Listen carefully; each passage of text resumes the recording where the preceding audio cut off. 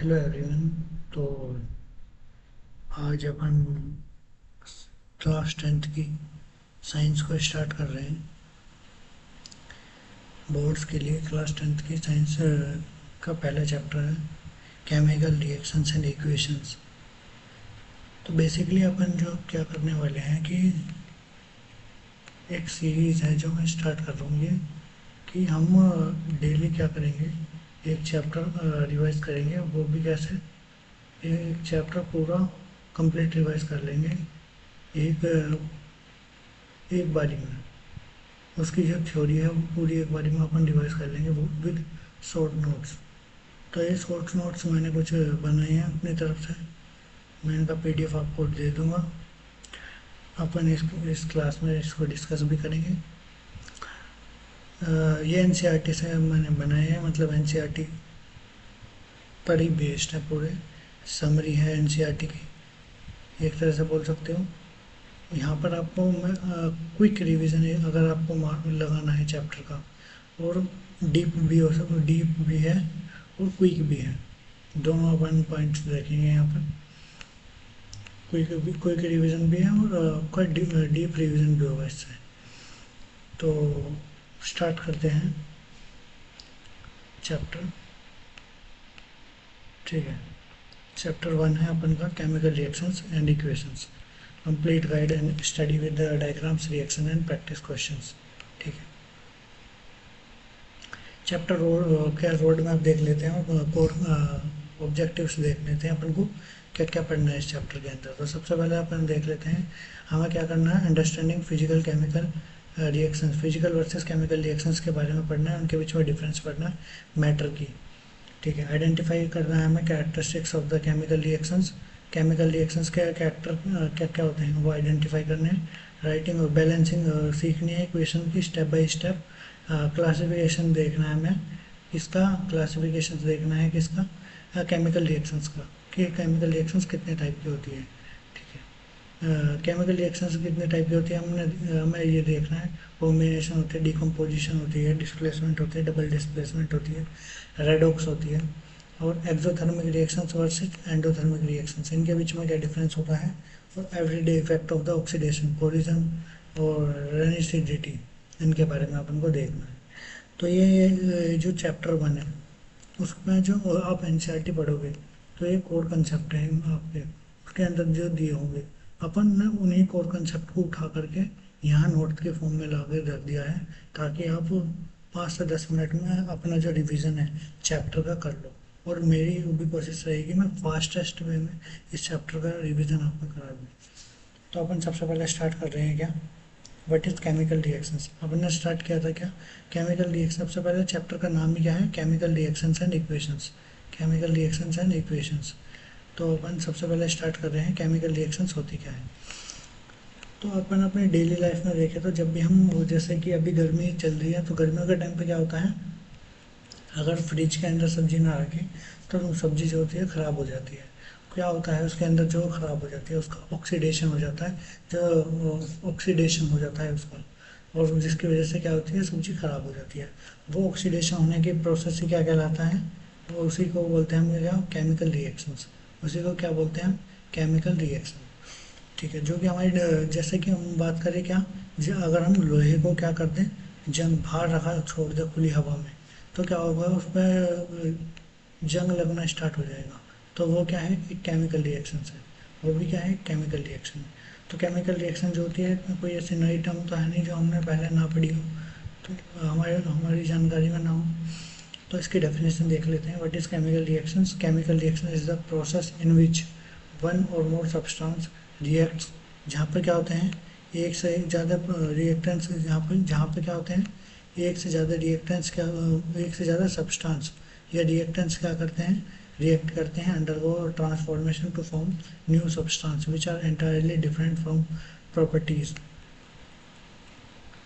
यहाँ पर इस लाइन का मतलब क्या है कि जब दो रिएक्टेंट आपस में रिएक्शन करते हैं तो एक नया प्रोडक्ट बनता है जिसकी क्या होती है, केमिकल प्रॉपर्टीज होती है। जो रिएक्टेंट की केमिकल प्रॉपर्टी होती है उनसे क्या होती है, पूरी तरह से डिफरेंट होती है। की रूल क्या है, during a chemical reactions atoms of one element do not change into those of the another element. or not nor do disappear from the mixtures or appear from elsewhere. Chemical reactions involving the breaking of and making of bond between the atom to produce new substance. ये क्या बोल रहा है कि जब भी chemical reactions होगी तो क्या होगा, एटम ऑफ एलिमेंट जो होता है do not change into those another element. जैसे कि मान लें वाटर जो है वो अगर NaCl के साथ रिएक्शंस कर रहा है तो जो Na है वो OH के साथ आ गया। यहाँ पर जो एलिमेंट है मतलब हाइड्रोजन है वो ऐसा नहीं है कि अलग हो गया और वो अलग हो गया, ऑक्सीजन अलग हो गया, मतलब एलिमेंटल लेवल पर जो होता है ब्रेक डाउन नहीं होता है। जस्ट क्या होते हैं, बॉन्ड्स का ब्रेक होता है, बॉन्ड ब्रेक होते हैं और बॉन्ड बनते हैं बिटवीन द एटम्स एंड उसी से हमारा क्या होता है, नए सब्सटेंस का फॉर्मेशन होता है। तो यहाँ पर की रूल क्या है, की रूल ये है कि during a chemical reactions atom of one element do not change into those another element and NOR atom disappear from mixture and elsewhere. ठीक है, अब आते हैं अपन क्या, ये यहाँ से अपन का पूरा मतलब चैप्टर स्टार्ट होता है। ये जस्ट एक हमने पढ़ लिया कि बस केमिकल रिएक्शंस क्या होती है, ज़्यादा लोड लेने की ज़रूरत नहीं है। ये अगर आएगा भी तो बस इसमें ये लिख देना कि क्या होता है, रिएक्टेंट्स जो होता है वो आपस में क्या करते हैं, रिएक्शंस करते हैं और उससे क्या बनता है, प्रोडक्ट बनता है। इसी प्रोसेस को हम केमिकल रिएक्शंस बोलते हैं। उसके नीचे कोई केमिकल रिएक्शन लिख देना जो भी मैं आगे पढ़ाऊँगा। ठीक है, उसके बाद आते हैं अपन क्या, फिजिकल चेंज और केमिकल चेंज पर। यहाँ से चैप्टर स्टार्ट होता है क्योंकि ये अच्छा कंसेप्ट है जिस पर क्वेश्चन बन सकता है। तो हमारा क्या होता है, सबसे पहले आती है प्रॉपर्टी, कैसी हो सकती, प्रॉपर्टी क्या है कंपाउंड की। फिर देखेंगे फिजिकल चेंज क्या क्या हो सकता है उसका। फिर देखेंगे केमिकल चेंज क्या क्या हो सकता है। फिजिकल चेंज देखेंगे, केमिकल चेंज देखेंगे। ठीक है, सबसे पहले आता है हमारा क्या, न्यू सब्सटेंस। प्रॉपर्टी में आता है सबसे पहले अपन का क्या, न्यू सब्सटेंस। दूसरा रिवर्सिबिलिटी, केमिकल का कंपोजिशन, एनर्जी चेंज। एग्जांपल, सबसे पहले अपन देखते हैं क्या, न्यू सब्सटेंस। अगर जो न्यू सब्सटेंस हमारा बनता है उसकी फिजिकल चेंज देखते हैं। No new substance is formed, मतलब अगर मान लिया जाए फिजिकल चेंज क्या मतलब क्या होता है, अगर दूध से दही बन रही है तो वो हमारा क्या है, केमिकल चेंज है। वहाँ पर केमिकल, जैसे बात करें अपन क्या कि जो आइस की मेल्टिंग है वहाँ पर क्या हो रहा है, हमारा आइस जो है अपनी स्टेट को चेंज कर रहा है। अगर क्या हो रहा है, कोई अगर अपनी स्टेट को चेंज कर रहा है तो वो क्या हो जाएगा, फिजिकल चेंज हो जाएगा। क्या आइस से वाटर बनने में कोई ऐसा सब्सटेंस बना, नया सब्सटेंस बना? वाटर का मॉलिक्यूल आइस में था, वाटर का मॉलिक्यूल वाटर में है, तो नया सब्सटेंस नहीं बना। तो इसलिए लिखा हुआ है क्या कि जब भी फिजिकल चेंज होगा तो कोई भी नया कंपाउंड नहीं बनेगा या नया सब्सटेंस नहीं बनेगा। दूसरा, केमिकल चेंज में क्या होता है, एक से ज़्यादा सब्सटेंस जो है बन सकते हैं रिएक्शन होने के बाद में। ये क्या होता है, रिवर्सिबल होता है। मतलब जैसे आइस को मेल्ट करेंगे वो वाटर बन जाएगा, वाटर को वापस से फ्रीज करेंगे तो वापस से आइस बन जाएगा। लेकिन ये जो होता है वो ये क्या होता है, रिवर्सिबल और इरिवर्सिबल। बेसिकली जनरली तो यूजुअली तो ये क्या होता है, इरिवर्सिबल होता है, जैसे आयरन की रस्टिंग। लेकिन हम जानते हैं सभी में एप्लीकेबल नहीं हो गए कि ये बोथ, अगर आंसर आएगा कि जो केमिकल रिएक्शन है वो रिवर्सिबल होता है या नहीं होता है, तो बोथ हो भी सकता है और नहीं भी। ठीक है, उसके बाद आता है हमारा केमिकल कंपोजिशन। केमिकल कंपोजिशन जो होता है वो क्या होता है, जैसे H2O का, वापस वही H2O का मॉलिक्यूल था, अब भी H2O का मॉलिक्यूल रहेगा। फिजिकल चेंज में कोई केमिकल कंपोजिशन चेंज नहीं होता है। लेकिन यहाँ पर क्या होता है, दो से ज़्यादा कंपाउंड्स आपस में मिक्स होते हैं और नया सब्सटेंस बनाते हैं, तो यहाँ पर केमिकल चेंज होगा। उसके बाद आता है एनर्जी चेंज। यहाँ पर क्या होगा, वेरी लिटिल एनर्जी एब्जॉर्ब और रिलीज। क्योंकि हम जानते हैं फिजिकल स्टेट चेंज कराने के लिए क्या होती है, अगर वो जो आइस है उसको वाटर में कन्वर्ट करना है तो हमें हीट प्रोवाइड करनी पड़ेगी, तो हमें एनर्जी देनी पड़ेगी। तो इसमें बोल रहा है very little of energy absorb और रिलीज। लेकिन अगर हम बात करें किसकी, इसकी केमिकल चेंज की, तो केमिकल चेंज के लिए हमें क्या करना पड़ेगा, सिग्निफिकेंट अमाउंट ऑफ लाइट और हीट इन्वॉल्व करनी पड़ेगी।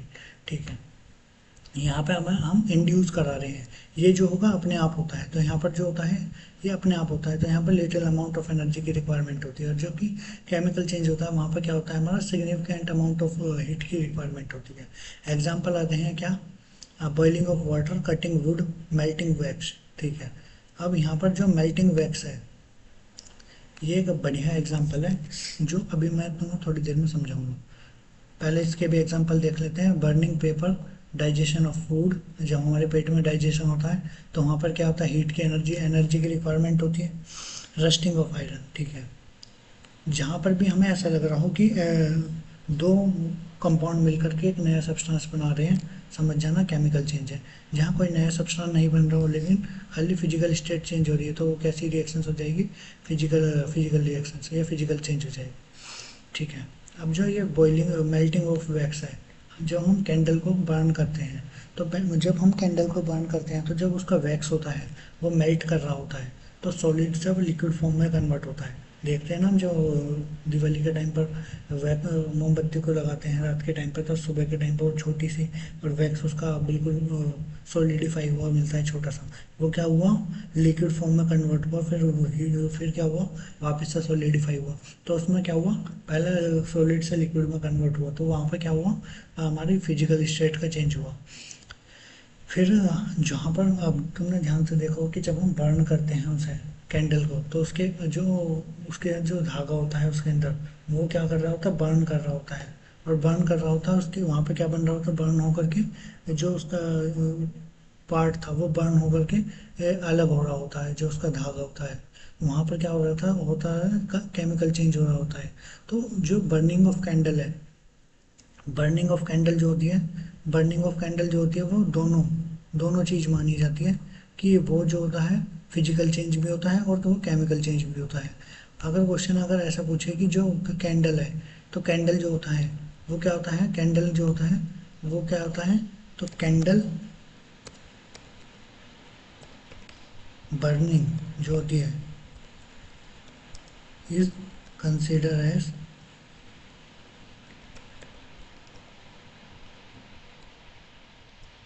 both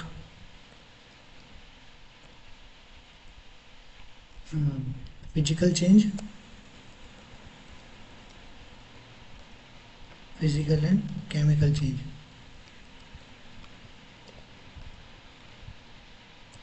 केमिकल चेंज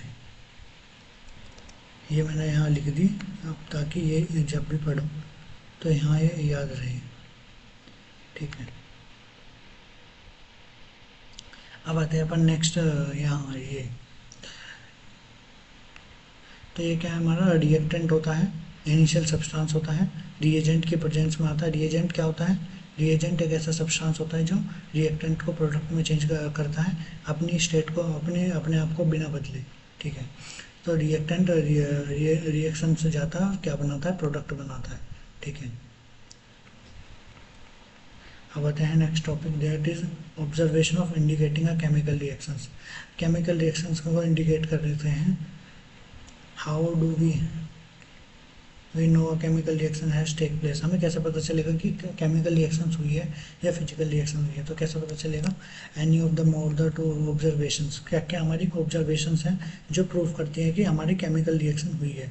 अगर स्टेट चेंज हो जाए, जैसे सब्सटेंस में change from solid to gas, liquid to gas, जैसे combustion of hydrogen gas and oxygen to form liquid water. जब हम क्या करते हैं, हाइड्रोजन गैस को और वाटर को क्या करते हैं, कंप्रेस करते हैं अंडर द हाई प्रेशर, तो क्या बनता है हमारा, हाई प्रेशर पर जब हम H2O को H2 प्लस, तो क्या बनता है हमारा, H2O बनता है, H2O का मॉलिक्यूल बनता है, H2O का एक मॉलिक्यूल हमें मिलता है। तो वो हमारा क्या है, फिजिकल चेंज, वो हमारा क्या है, चेंजेस इन स्टेट। अगर स्टेट में चेंज हो रहा है तो क्या बोला है, जो होता है अगर लिक्विड से गैस, गैस से गैस, लिक्विड से गैस, सॉलिड से गैस में जा रहा है, स्टेट चेंज हो रही है, तो हमारी क्या होती है, ऑब्जर्वेशन है कि केमिकल रिएक्शन हुई है। दूसरी हमारी क्या है, चेंज इन कलर। क्या, change in colour, change in colour कैसे, चेंज इन कलर कैसे हमारा, the reaction mixture exhibit a distinct colour transformation, कि अगर जो है जैसे मान ले जाए किसी का कलर, जैसे एग्जांपल दिया हुआ है ब्लू कॉपर सल्फेट, इसे बोलते हैं ब्लू विट्रियो। आगे पढ़ोगे तुम जब 11th-12th में जाओगे तो ब्लू कॉपर सल्फेट CuSO4 बोलते हैं। इसका भी मैं फॉर्मूला यहाँ पर लिख ही दे दूँ ताकि आपको आगे तक के लिए याद हो जाएगी। CuSO4 CSO4 जो होता है इसका फॉर्मूला होता है किसका, ब्लू कॉपर सल्फेट का। जब ये लाइट के प्रेजेंस में आता है तो क्या होता है, इसके साथ ग्रीन कलर में चेंज हो जाता है। And iron nail is dip, मतलब क्या है सिंपल सा कि turns light of green colour. जब ये इसके अंदर, जब इसकी रिएक्शन, वैसा रिएक्शन जो होती है कुछ ऐसे होती है कि जो ये CuSO4 होता है ये आयरन के साथ क्या करता है, रिएक्शन करता है। आयरन हम जानते हैं आयरन क्या होता है, लोहा। तो जब हम नेल जो होती है, आयरन नेल होती है, जब हम डालते हैं इसके अंदर, इसके सॉल्यूशन में, तो ये क्या होता है, कन्वर्ट हो जाता है लाइट ग्रीन में, लाइट ग्रीन कलर में कन्वर्ट हो जाता है। ठीक है, उसके बाद आते हैं अपन क्या, evolution in gas, evolution of a gas. जब हम कोई भी रिएक्शंस हो रही होती है तो उससे बबल अगर निकल रहे हो, बबल जनरली हीट की वजह से निकलते हैं। किसकी वजह से निकलते हैं, heat. Bubble of effervescence indicates the gas formations. अगर बबल्स बन रहे हैं, एफरवेशंस बन रहे हैं, उसका मतलब क्या हो रहा है, उसके अंदर केमिकल रिएक्शन चल रही है। Example, reaction between the zinc granules and hydrochloric dilute sulphuric acid. तो जिंक जो होता है हमारा और H2SO4 डाइल्यूट सल्फ्यूरिक एसिड जो होता है उसकी अगर रिएक्शंस कराते हैं तो हमारा यहाँ पर क्या होता है, हाइड्रोजन गैस क्या होती है, लिबरेट करती है। ठीक है, जनरली ये जो रिएक्शंस होती है लेबोरेटरी में परफॉर्म करी जाती है। आपके स्कूल में अगर परफॉर्म करवाई जाए तो ज़रूर करना। होता क्या है इस रिएक्शंस के अंदर कि हम एक बीकर लेते हैं, उसके अंदर क्या करते हैं, डाइल्यूट H2SO4 लेते हैं और जिंक का पाउडर होता है, ग्रेन्यूल्स होते हैं छोटे छोटे। उसके अंदर जब जिंक के ग्रेन्यूल्स हम डालते हैं तो क्या होता है, हाइड्रोजन गैस हमारी निकलती है। अब हाइड्रोजन गैस निकलती है, वैसे तो इसका भी एक एक्सपेरिमेंट होता है कि हाइड्रोजन गैस है वो कैसे पता चलेगी। तो हम उस हाइड्रोजन गैस को कलेक्ट करते हैं और उससे क्या करते हैं, बर्न करते हैं। तो पॉप साउंड आती है, जब उसे बर्न करते हैं तो पॉप साउंड आती है, जिससे पता चलता है जो गैस थी हाइड्रोजन गैस थी। वैसे तो ये जो कंसेप्ट था ये आपका हायर लेवल का था, मतलब 11th-12th में आएगा, फिर भी मैंने आपको बता दिया है। आपको केवल इतना याद रखना है कि जब भी एवोल्यूशन ऑफ गैस होगा, मतलब जब भी केमिकल रिएक्शंस होगी तो क्या क्या होगा, पहला तो हमने पढ़ा स्टेट चेंज होगी, दूसरा हमने क्या पढ़ा, कलर चेंज होगा, तीसरा पढ़ा एवोल्यूशन ऑफ गैस होगा। स्टेट चेंज में हमने पढ़ा क्या, हाइड्रोजन का ऑक्सीजन के साथ मिलेगा तो वाटर बना लेगा। और ब्लू कॉपर सल्फेट अगर हमारा जिंक के साथ रिएक्शन करेगा तो उसका कलर चेंज हो जाएगा। और थर्ड हमारा पढ़ा क्या, इवोल्यूशन ऑफ गैस, गैस अगर इवोल्व हो रही है, जैसे जिंक अगर हम H2SO4 में डालेंगे तो हाइड्रोजन गैस हमारी निकलेगी। चौथा, अगर टेम्परेचर बढ़ रहा है या कम हो रहा है, हीट इज आइदर रिलीज, तो रिलीज होगी। यहाँ पर देखो, अगर हीट अगर निकल रही है, बाहर जा रही है, तो उसे हम बोलेंगे क्या, एक्सोथर्मिक। और कोई हीट अंदर ले रहा है सॉल्यूशन तो उसे हम बोलेंगे क्या, एंडोथर्मिक। ठीक है, तो एडिंग और of water to the quick lime. ये पता है क्विक लाइम क्या होता है, जब तुमने वो देखा हो सफ़ेदी होती है घरों के अंदर, घरों के अंदर क्या होती है, सफ़ेदी होती है। सफ़ेदी कैसे है कि जब वाइट सीमेंट होता है तो वाइट सीमेंट के जैसा ही होता है क्या, चूना, चूना बोलते हैं इसे हिंदी में, चूना। तो जब चूना करने वाला भैया होता है तो वो देखा हो तुमने, जब वो करने आता है तो क्या करता है, वो पानी के अंदर क्या करता है, चूने को मिलाता है और थोड़ी देर के लिए उसे रख देता है। क्यों रख देता है, क्योंकि यहाँ पर क्या होता है, जब वो इसे पानी के अंदर मिलाता है तो क्विक लाइम जो है ये, इस क्विक लाइम की रिएक्शन होती है इस वाटर के साथ। इस वाटर के साथ क्या होती है, क्विक लाइम की रिएक्शन होती है। और रिएक्शंस में क्या होता है, टेम्परेचर जो होता है वो बढ़ता है बहुत ज़्यादा। इससे भी हमें क्या पता चलता है कि हमारी क्या हुआ है, केमिकल रिएक्शन कम आकर हुई है। तो अपन ने 4 मेथड पढ़े जिसके थ्रू हम पता कर सकते हैं, ऑब्जर्वेशन है जिससे हम पता कर सकते हैं क्या क्या कि केमिकल रिएक्शंस हुई है। तो सबसे पहला स्टेट चेंज हुआ हो, दूसरा कलर चेंज हुआ हो, तीसरा इवोल्यूशन ऑफ गैस हुआ हो, चौथा चेंज इन टेम्परेचर हुआ हो। ये जो ये है ना, ये जितना मैंने बताया आप, ये लॉन्ग में पूछ लेगा आपसे कि ऑब्जर्वेशन क्या है, इंडिकेटिंग जो कोई केमिकल रिएक्शंस के ऑब्जर्व ऐसा करेंगे कि केमिकल रिएक्शन है या नहीं है। अब इतने में मैंने आपको इतना तो बता दिया है कि आप एक लॉन्ग क्वेश्चन तो लिख दो इसके ऊपर, ठीक है। अब आते हैं अपन क्या नेक्स्ट पार्ट में, एक्टिविटी है एनसीईआरटी के अंदर दी हुई है क्या, बर्निंग ऑफ मैग्नीशियम रिबन। ये जनरली स्कूलों के अंदर कराया भी जाता है, और नहीं आपके स्कूल में लैब नहीं है तो फिर भी आप देख रहे हैं यहाँ पर कि कैसा होता है। इसमें क्या है कि 2 मीटर लंबा क्या होता है मैग्नीशियम रिबन होता है, ये हमारा मैग्नीशियम रिबन था। इसमें इसको क्या करते हैं, ये चिमटी होती है, चिमटी से उसे क्या करते हैं, ये जनरली क्या होता है कागज़ होता है, जैसा कागज़ होता है ना सिंपल ऐसे ही होता है मैग्नीशियम रिबन, ठीक है। इससे क्या करते हैं पकड़ते हैं इस चिमटी के साथ में, क्लीन करते हैं इसे सैंड पेपर के साथ में। अब सैंड पेपर से क्यों क्लीन किया, क्योंकि जो मैग्नीशियम है ना, अभी आगे बताऊंगा, अभी तुम समझो कि इसे क्लीन किया जाता है मैग्नीशियम को, मैग्नीशियम रिबन को किसके साथ, सैंड पेपर के साथ। Hold it with the tong and burn it is using a spirit lamp or burner in a watch glass. फिर ऐसा क्या करता है, इसके नीचे से आग लगाते हैं, आग लगाएंगे तो क्या होगा, धीरे धीरे धीरे धीरे धीरे धीरे इसकी जो डस्ट है वो क्या होगा, नीचे गिर जाएंगी। अब इसकी डस्ट में हमें क्या दिखेगा, इसकी डस्ट में जनरली क्या होता है, ये मैग्नीशियम था, ऑक्सीजन के साथ रिएक्शन करी और क्या बना दिया, मैग्नीशियम ऑक्साइड बना दिया। ये जो नीचे गिरा वो क्या होगा, वो हमारा क्या है, मैग्नीशियम ऑक्साइड है। ये क्या है हमारा MgO। एम ये मेरा पेन एक तो काम नहीं कर रहा है आज, छोड़ो। यहाँ पर आप यहाँ पर क्या लिख सकते हैं, ये क्या हो गया हमारा MgO, MgO मैग्नीशियम ऑक्साइड, ठीक है। और जो हमारा मैग्नीशियम ऑक्साइड, तो हमारा क्या होता है, जो अब समझते हैं इसमें होता क्या है वास्तविकता में। जो सैंड पेपर होता है ना, अब सैंड पेपर हमारा रखा हुआ था, तो सैंड मैग्नीशियम रिबन रखा हुआ था, मतलब मैग्नीशियम सैंड पेपर बोल रहा हूँ, मैग्नीशियम रिबन रखा हुआ था लेबोरेटरी के अंदर। तो इसके चारों तरफ क्या थी, ऑक्सीजन थी। इसके चारों तरफ क्या थी, ऑक्सीजन थी। उसने इसके ऊपर ऐसे लेयर बना ली होगी ऑक्सीजन की, तो ये जलने में दिक्कत करेगा। तो हम क्या करेंगे, इसे सैंड पेपर से घिस देंगे, तो जो इसके ऊपर की जो ऑक्सीजन की लेयर है वो हट जाए, और ये इजीली बर्न हो सके।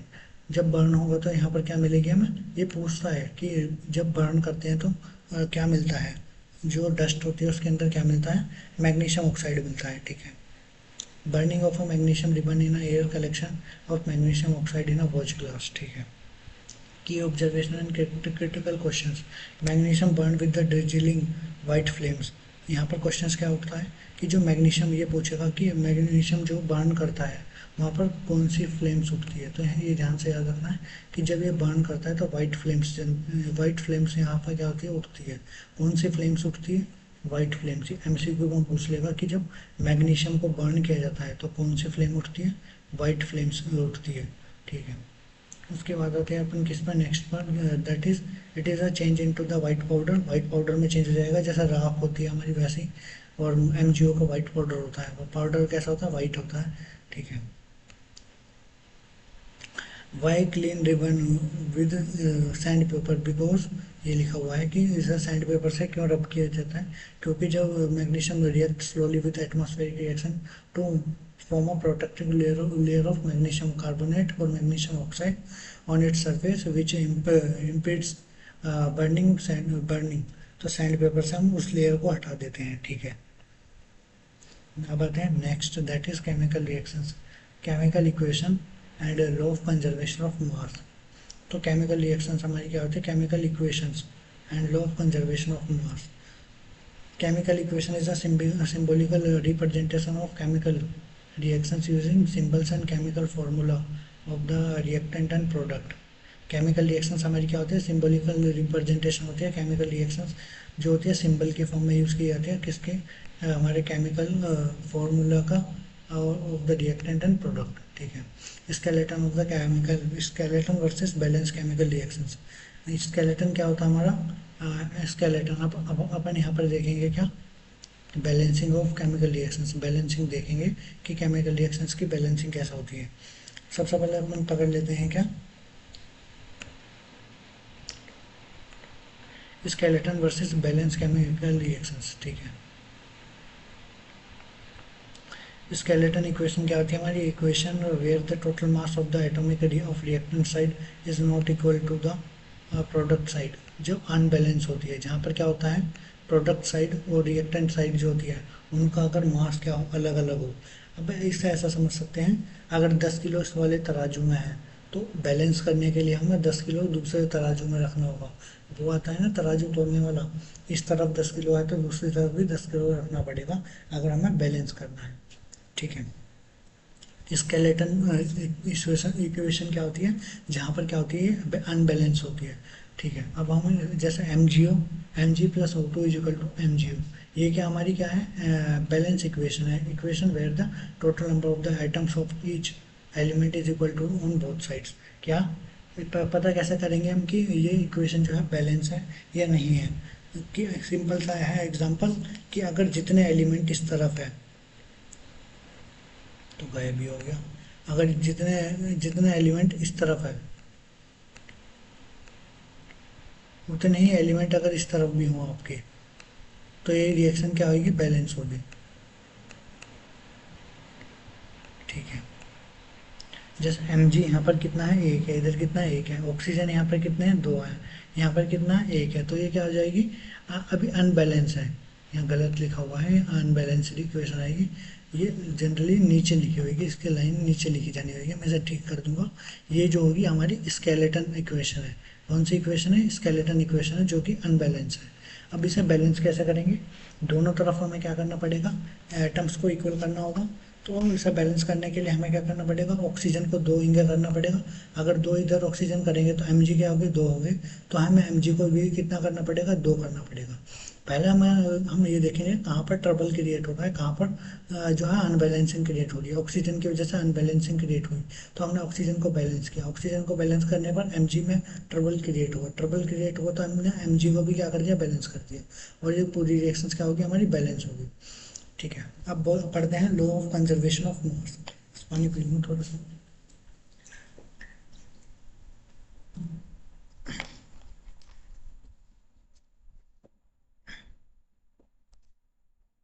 स्टार्ट करते हैं।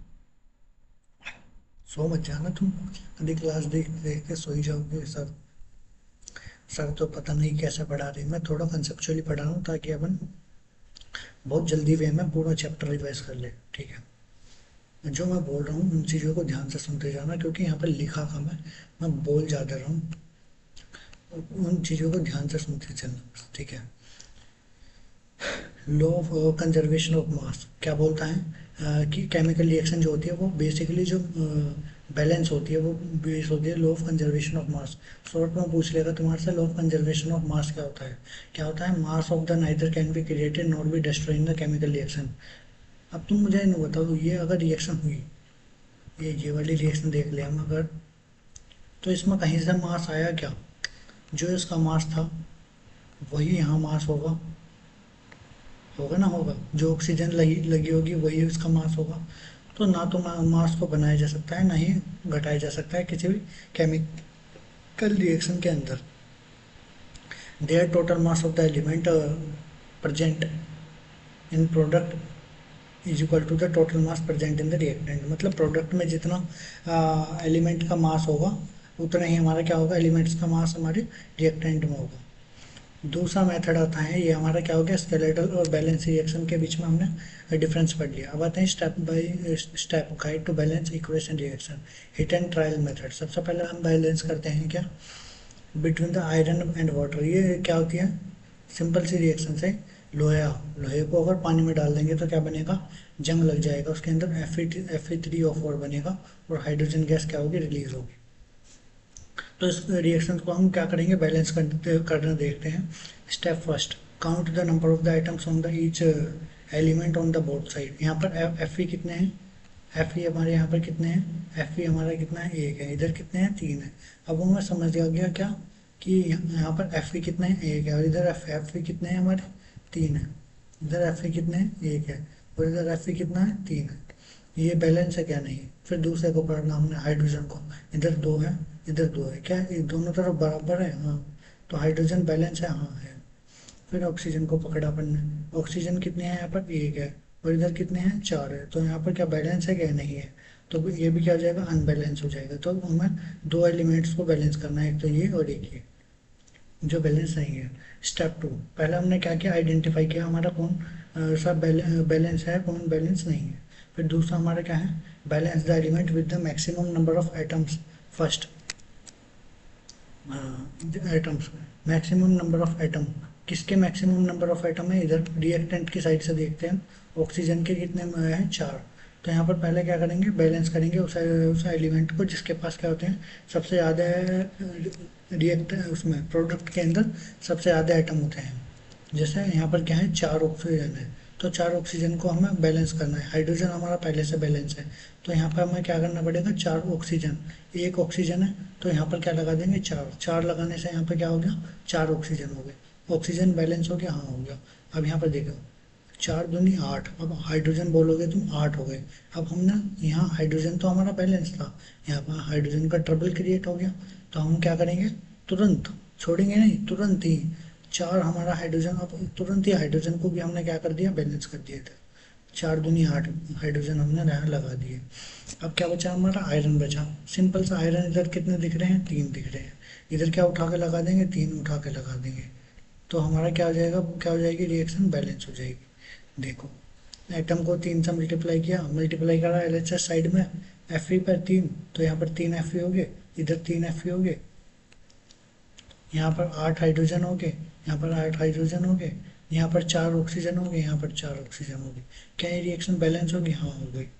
Indicate of the physical state for the compensate completeness. जब भी ये भी याद रखना है, जब भी तुम्हारे से कोई भी रिएक्शन अगर पूछे बैलेंस करने के लिए, हमेशा याद रखना ये स्टेप क्रूशियल है, वरना नंबर काट लेगा तुम्हारे को। अगर 5 नंबर का क्वेश्चन है तो 4 ही नंबर देगा, अगर कोई बैलेंसिंग पर क्वेश्चन आया। क्या कि अगर एफ ई है तो एफ ई हमारा क्या है, सॉलिड स्टेट में है। वाटर जो होता है वो यहाँ पर क्या है, गैसेस स्टेट में है। और जो Fe3O4 है वो सॉलिड स्टेट में, और हाइड्रोजन गैस यहाँ पर लिबरेट हो रही है। यहाँ पर क्या होता है, सिंबल से हम ऐसा लास्ट में लिख भी सकते हो जब आप क्वेश्चन लिख रहे हो। क्या कि एस जो होता है सॉलिड स्टेट को दर्शाता है, दिखा रहा है, सिंबलाइज कर रहा है। एल जो होता है लिक्विड को दर्शा रहा है। जी गैस होती है, एक्वा एक्वस होता है, डिजोल्व इन वाटर। और जो ऐसा अप साइड होता है उसका मतलब क्या होता है, गैस इवोल्व, और इसका मतलब होता है प्रेसिपिटेट फॉर्म। प्रेसिपिटेट ऐसे याद रख सकते हो, नीचे मतलब बैठ रहा है, ऐसे ऊपर जा रहा है तो मतलब उड़ रहा है, उड़ रहा है मतलब गैस जा रही है। ठीक है, अब आते हैं अपन नेक्स्ट पर, that is chemical type of the chemical reactions. Chemical reactions के टाइप पर आते हैं। तो केमिकल रिएक्शन जो होती है हमारी क्या होती है, are classify into the major categories based on the nature of the chemical change taking place.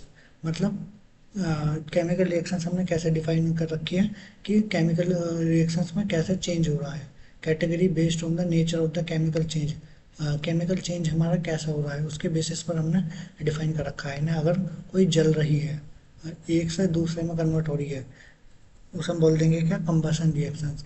A reaction in which two or more reactant combine, दो और दो से ज़्यादा रिएक्टेंट कंबाइन होकर के किसी सिंगल प्रोडक्ट में कन्वर्ट हो जाए। जैसे ए और बी के साथ मिला, कोई भी ए कोई भी रिएजेंट रिएक्टेंट हो सकता है, बी कोई भी रिएक्टेंट हो सकता है, और क्या बना दिया उसने, A B reagent, A B बना दिया। ए बी हमारा क्या है, प्रोडक्ट है। तो ऐसे रिएक्शंस को हम क्या बोलेंगे, कंबशन रिएक्शन। ये कंबशन रिएक्शन जनरली हमारी क्या होती है, ऑक्सीजन की प्रेजेंस में होती है। यहाँ मैं लिख भी देता हूँ कि यहाँ पर जो रिएक्टेंट यूज किया जाएगा वो हमारा कौन होएगा, ऑक्सीजन होएगा, O2। ये रिएक्शन जनरली हमारी क्या होती है, O2 की प्रेजेंस में होती है। ठीक है, अब आते हैं एनसीईआरटी की एक्टिविटी। मैंने बिल्कुल ऐसे प्रिसाइज नोट बनाए हैं कि ना ही एक एनसीईआरटी की पॉइंट लाइन, बस यहाँ पे क्या है, थोड़ी कम है, मैं बोल ज़्यादा रहा हूँ। और बाकी जो एनसीईआरटी से क्वेश्चंस पूछ सकता है सब मेंशन है इसके अंदर। तो अगर वीडियो थोड़ी अच्छी लगे तो लाइक भी कर देना और चैनल को सब्सक्राइब भी कर लेना। ऐसे ही वीडियो आएगी, पूरी अपन पूरी साइंस कंप्लीट करेंगे, बोर्ड्स से पहले पहले पूरा सिलेबस भी कंप्लीट कर लेंगे। ऐसे ही फिर प्रैक्टिस भी करेंगे इस चैप्टर की, जो न्यूमेरिकल बन सकते हैं, बाकी क्वेश्चंस जो पूछ सकता है वो भी आगे हम फर्दर पढ़ेंगे। तो थोड़ा है ना। आपको अपने फ्रेंड्स को रिकमेंड कर सकते हो तुम इन लेक्चर्स को भी। अब बताएं अपन क्या, एनसीईआरटी एक्टिविटी 1.4 अपनी बुक में खोल के देख लो, चाहे आप खोल के देख भी सकते हो और वरना तुम समझ भी सकते हो, बाद में पढ़ लेना। Reaction of the quick lime with water, अभी हमने पढ़ा था क्विक लाइम, थोड़ी देर पहले भी आया था ना, जब मैं बता रहा था चूना, चूने वाले भैया आते हैं, वो पानी के अंदर चूने को डालते हैं, फिर बैठते हैं, सिलकाते हैं कुछ थोड़ी देर, तुम्हें ऑर्डर भी देते हैं जाओ बाल्टी लेकर आओ, ये करो ये करो। मतलब तुमने देखा होगा कि जब ये होते हैं क्या बोलते हैं, कोई भी काम करने आता है मिस्त्री, पहले तो आएगा, देखेगा, अच्छा, फिर तुमसे बोलेगा कि ये सामान चाहिए भैया, ये सामान लाओ। मतलब एकदम ऐसा नवाबों वाली वो भी लेगा थोड़ी देर तक, फिर ये चूना, ये बोलेगा भैया चूना लेगा, चूना चाहिए, तुम लाओगे चूना, बाल्टी लेगा, बाल्टी चाहिए, बाल्टी ला के दे दोगे, फिर क्या करेगा कि हाँ, उस बाल्टी के अंदर क्या करेगा, चूने को डाल देगा, चूना डाल दिया, पानी डाल दिया, फिर क्या होगा, यहाँ बैठेगा, आराम से यहाँ बैठेगा और थोड़ी देर चलेगा इसका काम, एनर्जी एनर्जी एनर्जी लेगा अपनी, फिर थोड़ी देर में, क्योंकि उसे उसे पता है, वो भी समझदार है, क्या, कि जो मैंने चूना मिलाया है ये क्या है, गर्म है, ये क्या है, गर्म है, वाटर का और कैल्शियम ऑक्साइड इसका कोई क्लेम का क्या हो रही है, रिएक्शन हो रही है। हम एक चीज़ में तुम्हें बताना भूल गया कि जो ये क्विक लाइम होता है, इसका जो फॉर्मूला होता है वो होता है CaO, CaO, इसे उठा करके यहाँ नीचे रख लेते हैं ताकि दिखे, जैसे CaO, और यहाँ पर सी जो होता है कैपिटल होता है, तो क्या कर रहा हूँ, ये इसका फॉर्मूला होता है क्विक लाइम का। क्विक लाइम जो होता है वाटर के साथ रिएक्शन करता है और क्या बना देता है, अभी हम देखेंगे क्या बनाता है। ये क्या होता है, take a small amount of calcium oxide, अगर ये देखनी हो रिएक्शन कभी करके, तो चूना लिया ना दुकान से खरीद के थोड़ा सा, और उसे क्या करना, बीकर में डालना या कहीं भी डालना, थोड़ा सा पानी लेकर, और फिर देखना कि वो गर्म होगा, वो चूना होगा गर्म, जब उसमें हल्का सा हाथ लगा के देखना, या जहाँ पे लगाओगे उस बीकर में हाथ लगा के देखना, वो चूना एकदम गर्म हो जाएगा। Slowly add water to this, जैसा मान लिया जाए क्या, ये हमारा कोई कंटेनर था, उसके अंदर हमने क्या किया, ये चूना भर दिया उसके अंदर, ठीक है, भर दिया, चूना भर दिया, अब हमने चूने के ऊपर से इधर से क्या डाला, वाटर डाला, इधर से हमने क्या किया, वाटर डाला उसके अंदर, इधर से वाटर डाला, तो क्या होगा, धीरे धीरे धीरे धीरे धीरे इन दोनों की रिएक्शंस होगी, और जो ब्रेकर है वो जो होता है वो क्या होगा, गर्म होगा, वॉर्म, वॉर्म गर्म फील करेगा, कैसा फील करेगा, warm. Formation of the slack lime, ये जो होता है इसे हम बोलते हैं क्या, चूना, ये क्या होता है हमारा, चूना, बिना बुझा हुआ चूना, बिना बुझा चूना। और इससे जो बिना बुझा मतलब जो पानी से रिएक्शन ना करी हो जिसने, उसे हम बोलते हैं क्विक लाइम। ये क्विक का मतलब क्या होता है, हिंदी में बोलते हैं इसे बिना बुझा हुआ चूना, क्विक लाइम। और जब ये वाटर से रिएक्शन कर लेता है तो क्या हो गया, स्लैक, लैक हो गया, स्लैक लाइम, तो इसे क्या बोलते हैं, स्लैक लाइम। जो इधर रिएक्शन करके बनेगा वाटर से उसे हम बोलेंगे क्या, स्लैक लाइम, ये रहा। कैल्शियम ऑक्साइड बोलते हैं इसे वैसा, और वैसे बोलते हैं इसका जनरल नाम क्विक लाइम। क्विक लाइम जो वाटर के साथ रिएक्शन करता है तो क्या बनाता है, कैल्शियम हाइड्रोक्साइड बोलते हैं इसे, और इसका अगर वैसा नाम पूछेगा कॉमन नाम तो उसे बोलते हैं क्या, स्लैक लाइम। जनरली लाइम का मतलब होता है स्टोन, लाइम का मतलब होता है स्टोन। क्विक लाइम बोलते हैं हिंदी में बिना बुझा हुआ चूना, मतलब जिसके अंदर वाटर जो है प्रेजेंट ना हो, उसे हम बोलते हैं क्विक लाइम। और जब ये वाटर के साथ रिएक्शन करता है तो क्या बनाता है, कैल्शियम हाइड्रोक्साइड बनाता है, जिसे हम बोलते हैं स्लैक लाइम। स्लैक का मतलब होता है जिसके अंदर वाटर प्रेजेंट होता है, और ये क्या होता है, हीट निकलती है। अब इसे एक बार चेक करें क्या ये बैलेंस है, हाँ बैलेंस है, देखो CA हमने क्या पढ़ा था, सबसे पहले क्या चेक करेंगे कि जो आइटम्स है वो बराबर है या नहीं है, CA एक है एक है, उसके बाद ऑक्सीजन एक है, और एक ये दो ऑक्सीजन है, यहाँ पर ऑक्सीजन दो है, देखो ध्यान से, ऑक्सीजन दो है, हाँ दो है, हाइड्रोजन दो है, हाइड्रोजन दो है, ठीक है। तो ये क्या है, बैलेंस रिएक्शन है, ठीक है। अब आते हैं हमारा क्या ऑब्जर्वेशन, हमने इस रिएक्शन से क्या ली, this reaction is highly vigorous and producing hissing sound, hissing sound produce करती है with the liberation of the large amount of heat, hence is exothermic reaction. हमने अभी पढ़ी थी क्या, जिसमें हीट बाहर जा रही हो, ऐसा साइन मैंने समझाया था, अगर हीट ऐसा बाहर जा रही हो तो क्या होगा, एक्सोथर्मिक रिएक्शन है। हीट बाहर जा रही है तो कैसी रिएक्शन है, एक्सोथर्मिक रिएक्शन। इम्पोर्टेंट एप्लीकेशन क्या है हमारा, वाइट वॉशिंग ऑफ वॉल्स, क्या, ये बहुत अच्छी रिएक्शंस है। तुमने देखा हो जब हम पुताई करवाते हैं घर में, तो क्या होता है कि वही वही आप क्या, वही स्टोरी पे चलते हैं। जो भाई ने अभी हमारे पुताई करने वाले ने मिलाया था क्या, क्विक लाइन, जो किन में कन्वर्ट हो गया, स्लैक लाइन में। तो ये स्लैक लाइन, ये है वो स्लैक लाइन। अब क्या होगा, भाई को मारेगा इस स्लैक लाइन को दीवार पर, इसका इसको क्या, दीवार पर पोछा मारेगा, इसका मतलब दीवार पर इसकी पुताई करेगा। अब दीवार पर पुताई करके वो चला गया अपने घर। फिर क्या होगा, हमारे एटमॉस्फेयर में क्या प्रेजेंट है, कार्बन डाई ऑक्साइड। ये कार्बन डाई ऑक्साइड जो होती है, ये कार्बन डाई ऑक्साइड क्या करेगी, ये कार्बन डाइऑक्साइड हमारी जो दीवार पर लगा हुआ है, कौन, स्लैक लाइन, इसके साथ रिएक्शन करेगी और क्या बनाएगी, कैल्शियम कार्बोनेट और H2O। ये जो कैल्शियम कार्बोनेट होता है, इसी को बोलते हैं हम क्या, इसी प्रोसेस को, इसी के बनने को हम क्या बोलते हैं, क्या, वाइट वॉशिंग। इसी को बोलते हैं हम क्या, वाइट वॉशिंग ऑफ वॉल्स। जो ये कैल्शियम कार्बोनेट होता है, CaCO3 होता है, ये जो होता है वो क्या होता है, बहुत ही सफ़ेद होता है, बहुत बहुत बहुत वाइट होता है। जब ये हम देखते हैं, जब हम पुताई करवाते हैं, ये क्या करते हैं, चूने से पुताई करवाते हैं, तो क्या होता है, जो वाइटनेस होती है वो बहुत बढ़िया आती है। ये लिखा हुआ है क्या, slaked lime is light to walls, it's really it react slowly with CO2 in air and form a thin shiny layers of the calcium carbonate या CaCO3 कर लेना, ये गलत हो गया, CaCO3 calcium carbonate after 2 to 3 days giving a shiny finish to the walls। एक minute इसे मैं कन्वर्ट कर देता हूँ, ये 3 हो गया, यहाँ 3 होगा, कैल्शियम कार्बोनेट CaCO3, ठीक है।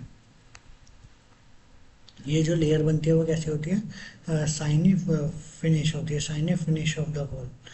मार्बल जो होता है, ये याद रखना, मार्बल जो होता है, marble has also chemical formula, जो क्या होता है, कैल्शियम कार्बोनेट होता है, इसे हम मार्बल भी बोलते हैं, मार्बल, क्या बोलते हैं, मार्बल, ठीक है। Other example of the combination reactions, ये जो रिएक्शंस थी हमारी कौन सी थी, कॉम्बिनेशन, मतलब सॉरी मैं कंबसन कंबसन बोल रहा था और ये गलत भी हो गया यार, मैं क्या कर रहा हूँ, सॉरी गाइस, मैं कंबसन पढ़ लिया था, ऐसा यहाँ पर ऑक्सीजन नहीं आएगी, बिना ऑक्सीजन के भी हो जाती है रिएक्शंस, ऑक्सीजन की प्रेजेंस में भी हो सकती है लेकिन बिना ऑक्सीजन के भी हो सकती है। ये कॉम्बिनेशन रिएक्शंस थी। कॉम्बिनेशन रिएक्शन का एक एग्जांपल अपन ने क्या पढ़ा, कैल्शियम ऑक्साइड मतलब क्विक लाइन का स्लैक लाइन में कन्वर्ट होना, स्लैक लाइन का कैल्शियम कार्बोनेट में बदलना, इसे हम बोलते हैं वाइट वॉशिंग ऑफ वॉल। इस पर क्वेश्चन पूछ सकता है कि बताओ वाइट वॉशिंग क्या होती है, वाइट वॉशिंग क्या होती है, तो बता देना कि जब हमारा कैल्शियम हाइड्रोक्साइड, जिसका नाम होता है स्लैक लाइन, वो CO2 के साथ रिएक्शन करता है तो कैल्शियम कार्बोनेट का फॉर्मेशन करता है, जिसका फॉर्मूला CaCO3 होता है। ये CaCO3 और प्लस वाटर का फॉर्मेशन होता है, और ये रिएक्शन हमारी लिख देना। क्या इसे भी चेक करें कि बैलेंस है या नहीं है, चेक करते हैं, कैल्शियम कितना, एक है, इधर कैल्शियम कितना, एक है, वो यहाँ पर हाइड्रो ऑक्सीजन कितने हैं, 2 और 2 4, यहाँ पर कितने हो जाएंगे, 3 और 1 4, बैलेंस, ऑक्सीजन भी बैलेंस। हाइड्रोजन यहाँ पर कितने हैं, 2, इधर हाइड्रोजन कितने हैं, 2, कार्बन कितने हैं, 1, कार्बन कितना है, 1, तो क्या बैलेंस है, हाँ बैलेंस है। अदर एग्जाम्पल आते हैं हमारा बर्निंग ऑफ कोल, कोयले का जलना। जनरली यही जब जो भी कोयला होता है, ये तो जनरल एग्जांपल भी है, जब हम लकड़ी को जलाते हैं तो क्या होता है, ऑक्सीजन के साथ रिएक्शन करती है और क्या बनती है, CO2 बनता है, धुआं निकलता है। वही से धुआं तो क्या होता है, कार्बन मोनोऑक्साइड होता है, लेकिन जब हम प्योर इस कोल को जलाते हैं तो क्या निकलती है, CO2 निकलती है। फॉर्मेशन ऑफ वाटर, वाटर जो होता है हाइड्रोजन ऑक्सीजन के साथ रिएक्शन करेगा और क्या बनाएगा, H2O बनाएगा। हाइड्रोजन ऑक्सीजन के साथ कंबाइन करके एक प्रोडक्ट बना दिया तो वही हमारा क्या हो गया, कॉम्बिनेशन रिएक्शन हो गया। ये हमारा क्या था, नाइट्रोजन था, H2O के साथ रिएक्शन करा और क्या बना दिया, NH3। तो यहाँ भी क्या हुआ, कंबाइन हुए, दोनों कंबाइन होकर के एक नया प्रोडक्ट फॉर्मेशन कर रहे हैं तो ये क्या आ जाएगा हमारा, कॉम्बिनेशन रिएक्शन। तो अगर पूछे कि कॉम्बिनेशन बताओ, कॉम्बिनेशन रिएक्शन बताओ और उसके एग्जांपल बताओ, तो ये लिख देना। कॉम्बिनेशन रिएक्शन क्या होती है हमारी, जब दो केमिकल रिएक्टेंट आपस में कंबाइन होकर के एक नया कंपाउंड का फॉर्मेशन करते हैं तो उसी को हम क्या बोलते हैं, कॉम्बिनेशन रिएक्शन बोलते हैं। उसके एग्जाम्पल लिख देना, पहले ये लिख देना क्विक लाइन वाला, फिर अदर एग्जाम्पल इसके बारे में लिख देना थोड़ा सा, क्विक लाइन क्या होता है, और फिर हमारा आगे ये लिख देना, ये एग्जाम्पल लिख देना अदर एग्जाम्पल करके, ठीक है। अब आ जाए नेक्स्ट, एक्सोथर्मिक रिएक्शंस और endothermic reactions and decomposition reactions. सबसे पहले हम पढ़ते हैं एक्सोथर्मिक, ये हीट लिखी हुई है, एक्सोथर्मिक हीट निकलना, एक्सोथर्मिक, एक्सोथर्मिक से हमारा सीधा सा मतलब क्या, हीट का ऐसा निकलना।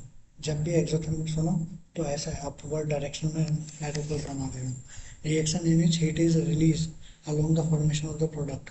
जैसे हम बात करते हैं क्या, नेचुरल गैस, नेचुरल गैस हमारी क्या होती है, हमारी जो नेचुरल गैस जब बर्न करती है, CH4, CH4 को हम बोलते हैं मीथेन, क्या बोलते हैं, मीथेन।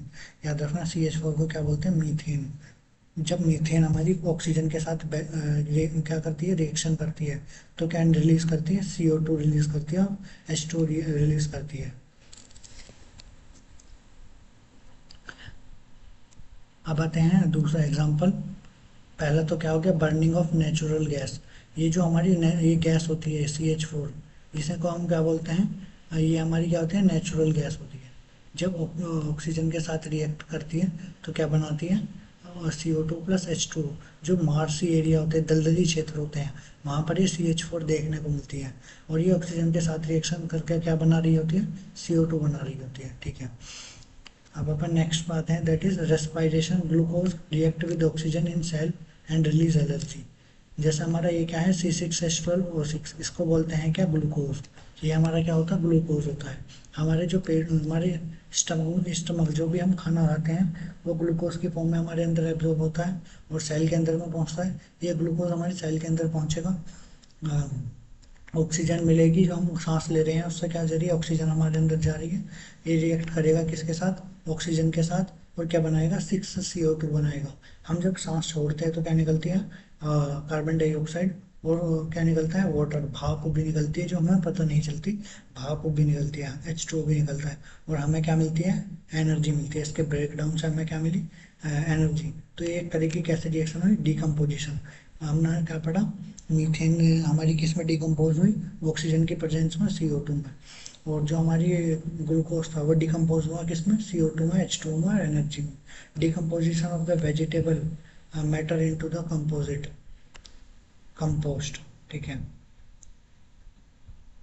क्या बोल रहा है, सिंपल सा जो मैंने क्लास स्टार्ट के टाइम पे दिया था क्या, कि जब हम सब्जी को खुले खुले में रख देते हैं गर्मियों में तो उसका भी क्या हो जाता है, डिकम्पोजिशन होता है। जो उसके उसमें भी क्या होती है, रिएक्शन होती है। वो कैसे रिएक्शन होती है, डिकम्पोजिशन रिएक्शन होती है। एक्सोथर्मिक पूछेगा तो क्या, हीट का निकलना। उसके बाद ये एग्जांपल बता देना दो, क्या एग्जाम्पल बता देना। ये एग्जाम्पल जो होते हैं एक्सोथर्मिक के भी एग्जाम्पल है और ये हमारे डिकम्पोजिशन के भी एग्जाम्पल होते हैं। जब कोई डिकम्पोज होता है, टूटता है, तो क्या होती है, एनर्जी निकलती है। ये हमेशा याद रखना, जब कोई टूटता है तो क्या होता है, एनर्जी निकलती है। सर पर्सनल क्यों हो रही है वो टूटने से, चलो। तो जब भी टूटता है तो क्या निकलती है, हीट निकलती है, एनर्जी निकलती है, ठीक है। टूटने से याद आया, पर चलो चलो नेक्स्ट आते हैं, डिकम्पोजिशन रिएक्शन के और एग्जांपल।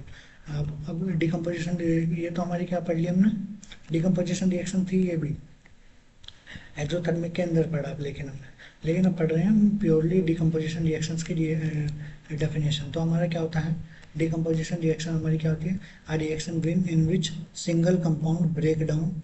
ये सिंगल कंपाउंड था, ये ब्रेक हुआ एनर्जी के प्रेजेंस में, और क्या बनाया इसने, to or more simple substance decomposition reactions require input energy heat और लाइट इलेक्ट्रिसिटी की जरूरत होती है। याद रखना डिकम्पोजिशन रिएक्शन के अंदर क्या चाहिए, हीट चाहिए, हीट चाहिए। ये जो एग्जाम्पल थे हमारे किसके थे, एक्सोथर्मिक रिएक्शंस के एग्जाम्पल थे। ये जो दो एग्जाम्पल पढ़े हमने, यहाँ पर हीट निकल रही थी, ध्यान से एक बार कहीं गलती ना हो जाए, ध्यान से वापिस, ध्यान से please attention, please please please, कि जो दो एग्जाम्पल पढ़े हमने क्या, ये दोनों एग्जाम्पल मैं 1 मिनट इसे हटा देता हूँ, क्लियर करता हूँ। ये मिनट रुको। हाँ, ये दो जो एग्जाम्पल पढ़े अपन ने, ये क्या होता है हमारा डिकम्पोजिशन, ये हमारा एक्सोथर्मिक रिएक्शन की एग्जाम्पल है, जिसमें हमारा क्या हो रहा है, हीट निकल रही है। ठीक है, हीट निकल रही है दोनों केस में, एनर्जी निकल रही है। अब आते हैं अपन क्या, डिकम्पोजिशन रिएक्शंस में। डिकम्पोजिशन रिएक्शन में हमारा क्या होता है, सिंगल कंपाउंड जो होता है उसे हीट देनी पड़ती है और ये ब्रेक होता है, ये ब्रेक होता है। डिकम्पोजिशन रिएक्शन हमारी क्या होती है, उसे हीट देनी पड़ती है और क्या होता है, वो ब्रेक होता है। जब किसी को एनर्जी दी तो वो क्या हुआ, टूटा, तो वो क्या हुआ, टूटा, ब्रेक हुआ। Decomposition reactions are divided into three types में डिवाइडेड है depending on the source of energy. ये जो एनर्जी है वो कहाँ से आ रही है उसके बेस पर हमने क्या किया है, ये जो हमारी डिकम्पोजिशन रिएक्शन है इसको 3 पार्ट्स में डिवाइड किया हुआ है। पहली हमारी क्या है, थर्मल डिकम्पोजिशन। अगर हम हीट दे रहे हैं और उसकी वजह से अगर कोई टूट रहा है तो हम बोलते हैं क्या, thermal decomposition. Decomposition carried out by the heating, जैसा एग्जांपल हमारा क्या, एनसीईआरटी का एग्जांपल है सारे, heating of ferrous sulphate crystal, ferrous sulphate crystal activity दी हुई है 1.5, फोटोगी जो एनसीईआरटी तो वहाँ पर दिखेगा कि एक्टिविटी के अंदर दिया हुआ है कि फेरस सल्फेट जो होता है FeSO4, ग्रीन कलर का होता है FeSO4। आयरन जनरली जो ये अपने ये कंपाउंड बनाता है वो कैसे होते हैं, ग्रीन कलर के, FeSO4 don't 7H2O lose water on heating and change colour to white. जो FeSO4 होता है इसका कलर जो होता है वो कैसा होता है, ग्रीन। जब इसे हीट करेंगे तो क्या होता है, इसका जो वाटर है, पानी जो है वो निकल जाएगा। ऐसा याद रखो, इसका जो पानी है, वाटर जो है वो हीट करने पे क्या होगा, निकल जाएगा। इसका जो वाटर है वो क्या होगा, ऐसा वाटर जो होता है H2O के फॉर्म में, H2O के फॉर्म में, एक तो पेन मुझे काम नहीं कर रहा है, H2O के फॉर्म में क्या होगा, यहाँ H2O के फॉर्म में क्या होगा, रिलीज हो जाएगा। ठीक है, उसके बाद आएगा हमारा क्या, अगर इसे और हीट करेंगे तो फिर क्या बचेगा, FeSO4 बचेगा। सिंपल, हमने हीट किया, पानी निकल गया इसका, मतलब वाटर निकल गया, इवेपोरेट कर गया, इससे क्या बचा, FeSO4। कैसा कलर है इसका, वाइट कलर बचेगा, यहाँ गलत लिखा हुआ है, वाइट कलर बचेगा इसका। FeSO4 का कैसा कलर बचेगा, जब इसका वाटर निकल जाएगा तो वाइट कलर बचेगा, और जब इसे हीट करते रहेंगे तो कन्वर्ट हो जाएगा किसमें, Fe2O3 में, जिसका जो कलर होगा हम पहले ही पढ़ के आ रहे हैं। ध्यान दो ध्यान दो ध्यान दो, Fe2O3 कहाँ गया, Fe2O3 आयरन, Fe2O3 ये का कलर क्या होता है, रेडिश ब्राउन कलर होता है। कैसा होता है, रेडिश ब्राउन कलर होता है। इसका जो कलर होता है वो कैसा होता है, रेडिश ब्राउन कलर होता है Fe2O3। और क्या निकलती है, SO2 निकलती है, एक क्या निकलती है, SO3 निकलती है। ध्यान से देखो क्या ये रिएक्शन बैलेंस है। हमें केवल ये याद रखना है कि FeSO4 था, उसे हीट किया, Fe2O3 बना, SO2 निकली, SO3 निकली। अब याद कैसे रहेगा, बैलेंस करके हम इधर देखेंगे क्या, Fe2O3 को याद रखेंगे। Fe2O3 से हमने क्या किया, 2 Fe इधर है, 2 Fe इधर है, उसके बाद SO4 है, SO4 में हमने ऑक्सीजन देखे 4 है, ऑक्सीजन कितने हैं, 3 है, मतलब एक ऑक्सीजन अभी और, मतलब 4 दूनी 8 है, तो अभी मतलब 5 ऑक्सीजन और अभी आने हैं। तो 2 ऑक्सीजन हमारे यहाँ चले गए और 3 ऑक्सीजन हमारे यहाँ आ गए। सल्फर हमारे 2 हैं, एक सल्फर यहाँ चला गया और एक सल्फर हमारा यहाँ चला गया।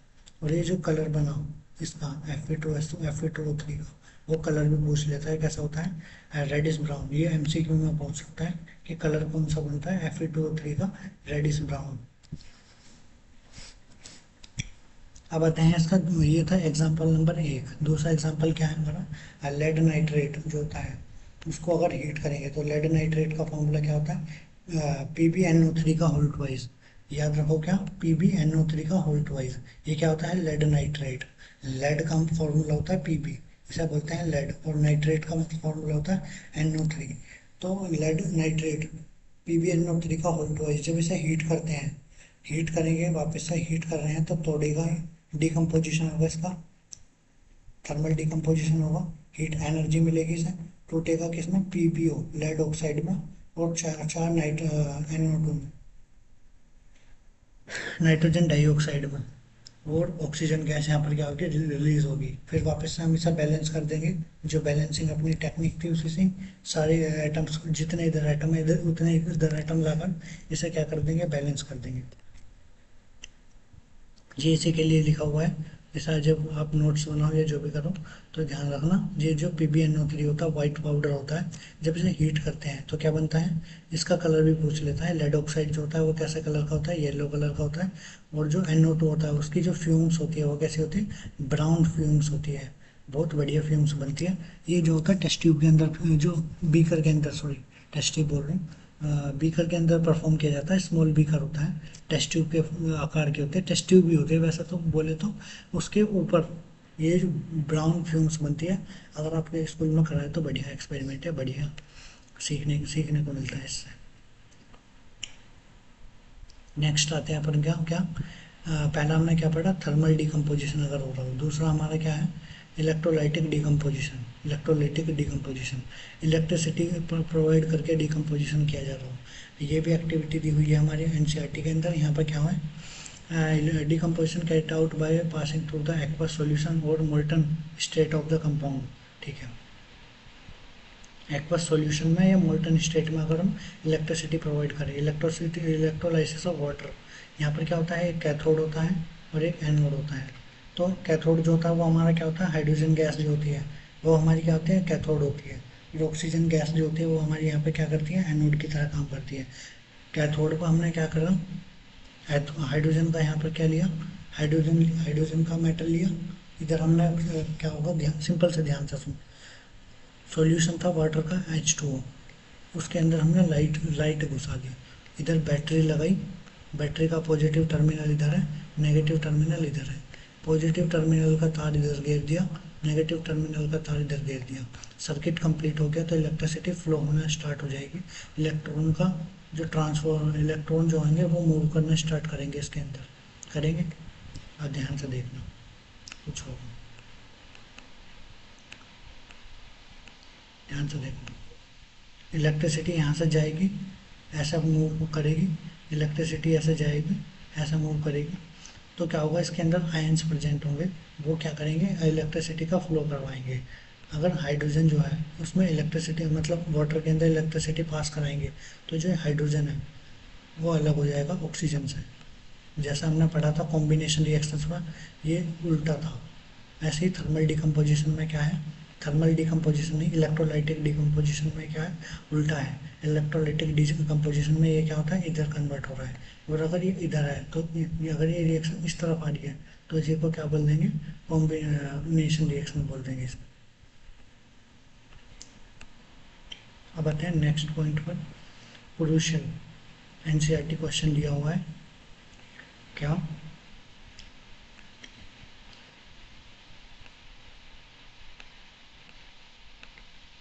why is the volume of gas collected at one electrode double that the volume of other। मतलब क्या है कि एक जो इलेक्ट्रोड है उस पर जो गैस मिलती है वॉल्यूम की, वो ज़्यादा क्यों होती है as compare to the another one. तो इसका आंसर क्या लिखना है हमें, कि water contain hydrogen and oxygen है। हाइड्रोजन और ऑक्सीजन, हाइड्रोजन कितना है, 2 है, और ऑक्सीजन कितना है, 1 है। मतलब उनका मोलर रेशियो कितना है, 2:1 होता है। During the electrolysis 2 molecule of hydrogen जो होते हैं एंड 1 ऑक्सीजन प्रोड्यूस होता है। इसीलिए जो ऑक्सीजन होता है वो कम मिलेगी, लेकिन हाइड्रोजन जो होगी वो वॉल्यूम में ज़्यादा मिलेगी। अगर एक मोलिक्यूल ऑक्सीजन का मिल रहा है तो हाइड्रोजन के कितने मोलिक्यूल मिलेंगे, 2 मोलिक्यूल मिलेंगे। ये हमारा क्या हो गया, इलेक्ट्रोलिटिक डिकम्पोजिशन। थर्ड आता है हमारा क्या, फोटोलिटिक डिकम्पोजिशन। फोटोलिटिक डिकम्पोजिशन या लाइट एनर्जी से डिकम्पोजिशन। सनलाइट से अगर डिकम्पोजिशन हो रहा हो तो हम बोलेंगे क्या, फोटोलिटिक। फोटोन से अगर डिकम्पोजिशन हो रहा हो तो हम बोलते हैं क्या, फोटोकेमिकल रिएक्शन डिकम्पोजिशन। तो फोटोलिटिक डिकम्पोजिशन जो होता है वो हमारा क्या होता है, लाइट एनर्जी के थ्रू डिकम्पोजिशन होता है।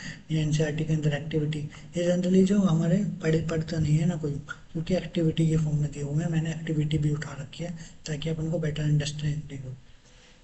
और ये एग्जाम में पूछता है, इन एग्जाम में पूछता है वो। तो अपन ने सारे पॉइंट को कवर कर लिया। इस लेक्चर को आप अगर कर लेते हो तो आपको कोई दिक्कत नहीं होगी, मतलब इस चैप्टर में के क्वेश्चन करने में। बाकी अपन प्रैक्टिस करते रहेंगे ऐसे ही। अब आप पढ़ते हैं आगे क्या, फोटोलिटिक और फोटोकेमिकल डिकम्पोजिशन क्या होता है। The action of the sunlight of the silver chloride AgCl। Silver chloride मतलब AgCl। Ag का मतलब सिल्वर और Cl का मतलब chloride. When AgCl is placed in a watch glass, ऐसी वॉच ग्लास होती है डिस्क जैसी, ऐसी होती है, इसमें रखते हैं AgCl को। वाइट कलर का होता है AgCl, यहाँ पर रखते हैं AgCl को और इस पर सनलाइट डालते हैं। सनलाइट डालते ही क्या होता है, ग्रे कलर में कन्वर्ट हो जाता है और क्लोरीन गैस जो होती है उड़ के भग जाती है, इससे निकल के भग जाती है क्लोरीन गैस। सिल्वर मेटल बचता है। सिल्वर मेटल जो होता है ग्रे कलर का होता है, चांदी बोलते हैं, ऐसे बोलते हैं चांदी, यही होती है वो चांदी ग्रे कलर की। AgBr में भी ऐसे होता है, Ag बचता है, Br उड़कर भग जाता है। ये जो होती है एप्लीकेशन कहाँ पर यूज़ करी जाती है, ब्लैक एंड वाइट फोटोग्राफी। तो ये पूछ सकता है क्या, ब्लैक एंड वाइट फोटोग्राफी में कौन सी रिएक्शन, कौन सी प्रोसेस यूज़ किया जाता है, photochemical thermal photochemical decomposition use किया जाता है, जिसके अंदर AgCl और AgBr जो होते हैं यूज़ करे जाते हैं। ठीक है। उसके बाद होता है हमारे डिस्प्लेसमेंट रिएक्शन। डिस्प्लेसमेंट हमारी क्या होती है, एक को हटाकर दूसरा है तो उसी को क्या बोलते हैं हम, डिस्प्लेसमेंट रिएक्शन। एक को हटा करके अगर दूसरा है उसी को क्या बोलते हैं, displacement reaction. Reaction in which one or more reactive element displace are less reactive one. जैसा हमारा क्या है ए जो होता है, अगर ए बी को हटा करके बी और उसके सी के साथ लग जाए तो उसे क्या बोलेंगे, AC+B। मतलब ये अगर मान लो ये क्या है, हस्बैंड वाइफ है और ये कोई थर्ड पर्सन है, समझ रहे हो नहीं, वही वही वही वही बस। वो अगर इसके साथ लग जाए और ये दोनों बस वही कर ले, फुल हो जाए, ये बेचारा अकेला रह जाएगा। तो ऐसे रिएक्शंस को हम क्या बोलते हैं, कोई दे सकता है ऐसा एग्जांपल, फुल होना किसी के साथ है, दे सकता है कोई ऐसा एग्जांपल किसी के साथ फुल हो जाए। तो ऐसे रिएक्शंस को हम क्या बोलते हैं, डिस्प्लेसमेंट। इसने इसको हटाया इसकी जगह से और इसकी जगह ले ली, तो ऐसे रिएक्शंस को हम क्या बोलते हैं, डिस्प्लेसमेंट रिएक्शन। ऐसा होता क्यों है, क्योंकि ए ज़्यादा रिएक्टिव होता है बी से। तो ए ज़्यादा रिएक्टिव है, बी को हटाया उसकी जगह और AC प्रोडक्ट बनाए और निकल ली।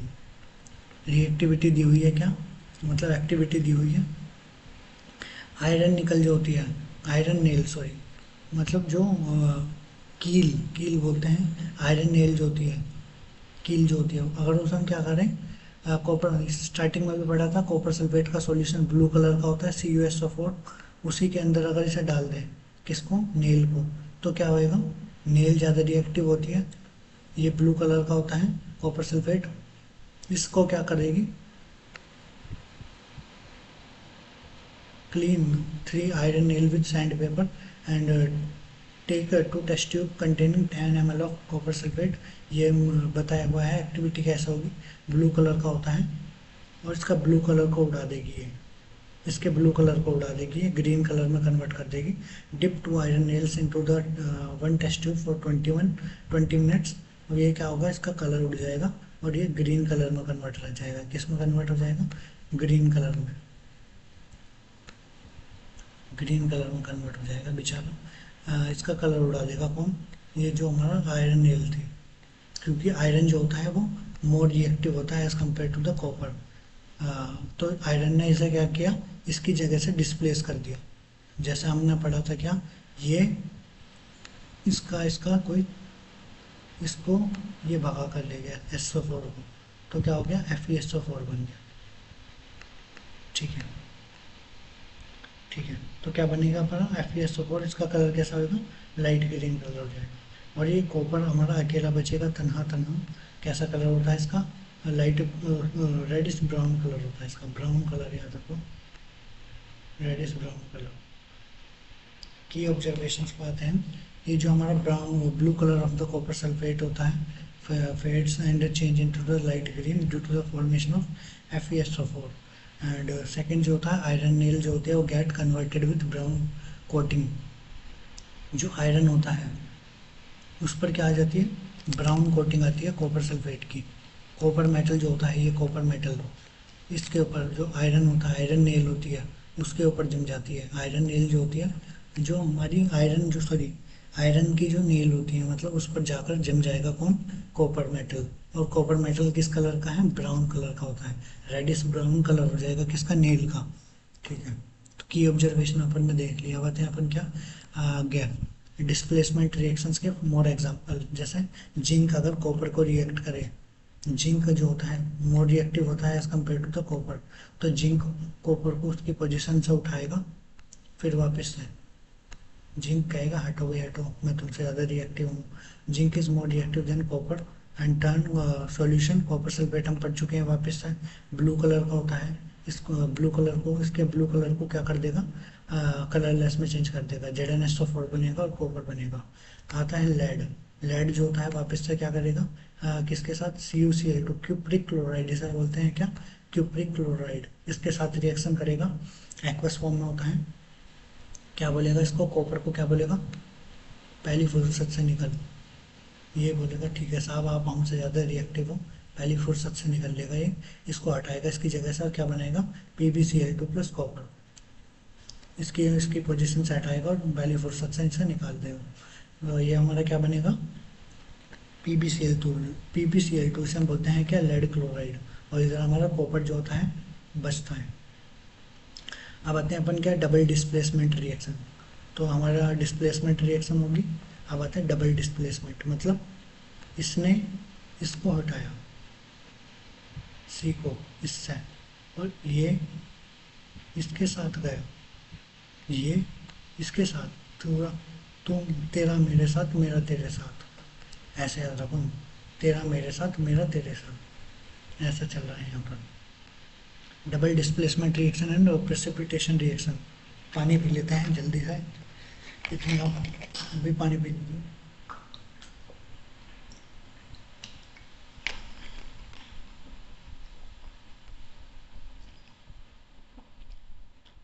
भाई लाइक कर देना अगर समझ में आ रहा हो तो, और रिकमेंड भी कर सकते हो आप अगर अच्छा लग रहा हो lecture. Double displacement and precipitation reaction पर पढ़ते हैं हमारा क्या, a reaction in which there is a change of one ions between the reactant and form new compound. ठीक है, वापस अपन सिंपल सा, ए ने सी को पकड़ा और बी ने मतलब ए ने डी को पकड़ा और बी ने सी को पकड़ा, दो अगर डिस्प्लेसमेंट हो रहा हो दोनों मेटल्स का, मतलब दोनों तरफ दोनों में से चेंज हो रहे हो, तो हम बोलते हैं डबल डिस्प्लेसमेंट। डिस्प्लेसमेंट हो प्लस डबल हो तो उसे बोल देंगे क्या, डबल डिस्प्लेसमेंट। NCERT के अंदर दिया हुआ है, sodium sulphate NaSO4 Na2SO4 sorry, sodium sulphate Na2SO4 barium chloride BaCl2 react करेंगे। एक सॉल्यूशन लिया हमने एक्वस Na2SO4, एक सॉल्यूशन लिया Na2SO4, इसे क्या बोलेंगे, सोडियम सल्फेट।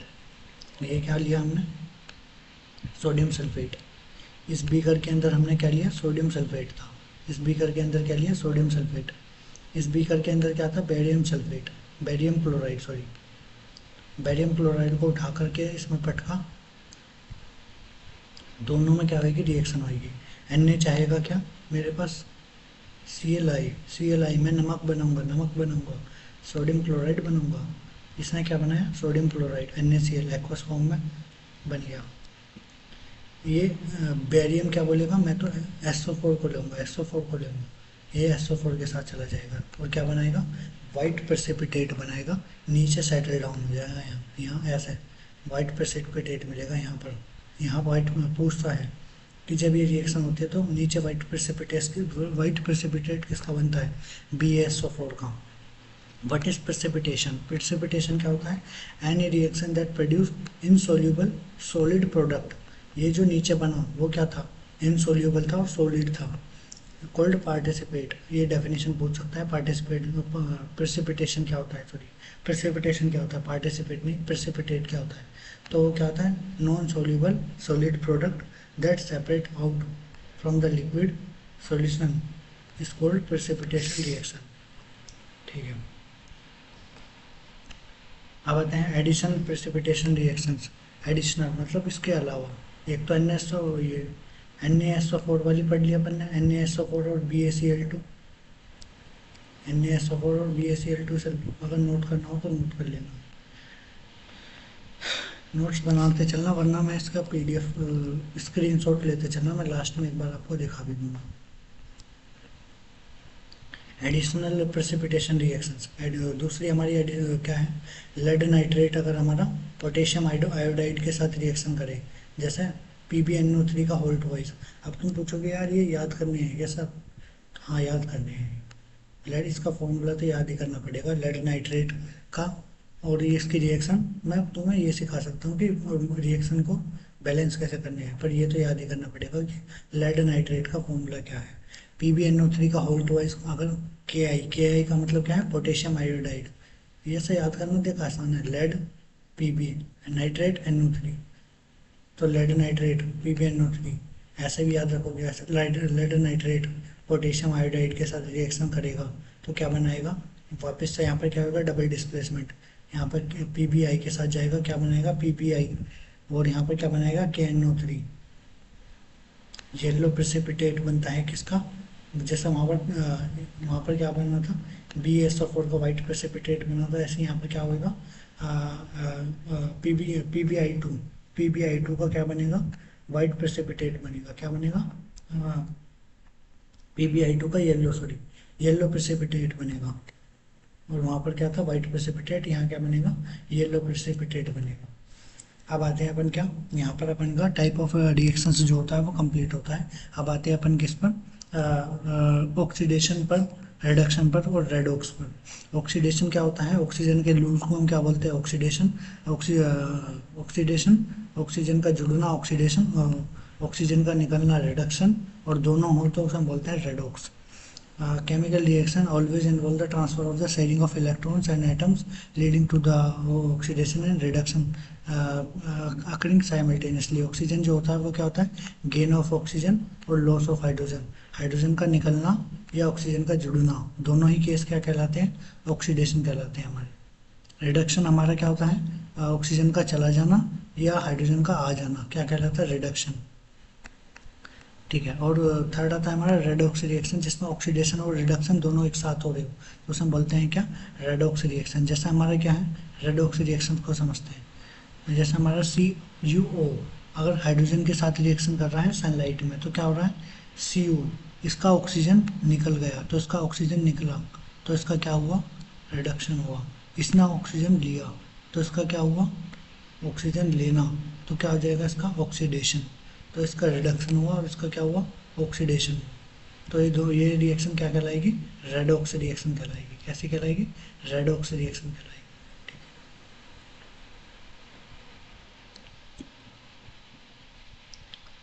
ठीक है, उसके बाद आते हैं अपन का क्या, effect of oxidation in real life. Real life में ऑक्सीडेशन हमारा कहाँ कहाँ पर होता है, कोरिजन, जंग लगना। जब हम किसी भी मेटल को क्या करते हैं, रख देते हैं हवा में तो क्या करते हैं, मॉइस्चर जो होती है एयर उसके पास आती है और बोलती है क्या, तेरा ऑक्सीडेशन करना पड़ेगा, मतलब तेरा तो गेम बजाना पड़ेगा।